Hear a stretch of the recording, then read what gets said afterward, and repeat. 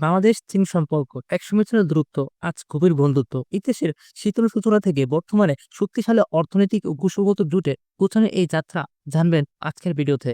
বাংলাদেশ চীন সম্পর্কের ইতিহাসের শুরু হয় স্বাধীনতার পরেই, তবে প্রাথমিক পর্যায়ে সম্পর্ক ছিল কিছুটা শীতল। 1971 সালে মুক্তিযুদ্ধের সময় চীন পাকিস্তানি ঘনিষ্ঠ মিত্র থাকায় বাংলাদেশকে তখনই স্বীকৃতি দেয়নি। অবশ্যই 1975 সালে কূটনীতিক সম্পর্ক স্থাপিত হয়, যার পর থেকে দুই দেশের সম্পর্ক ধীরে ধীরে উন্নতির পথে এগোয়। 1980 এবং 1990 এর দশকে বাণিজ্য, অবকাঠামো উন্নয়ন এবং সামরিক সহযোগিতা শুরু হয়, যা 2000 পর থেকে বহুগুণে বৃদ্ধি পায়। বর্তমানে চীন বাংলাদেশের অন্যতম বৃহৎ বাণিজ্য অংশীদার এবং অবকাঠামো বিনিয়োগকারী। বিশেষ করে বেল্ট অ্যান্ড রুট ইনিশিয়েটিভ এর মাধ্যমে পদ্মা সেতু, রেল সংযোগ, পায়রা বন্দর, কর্ণফুলী টানেল সহ বড় প্রকল্পে চীনের সম্পৃক্ততা রয়েছে।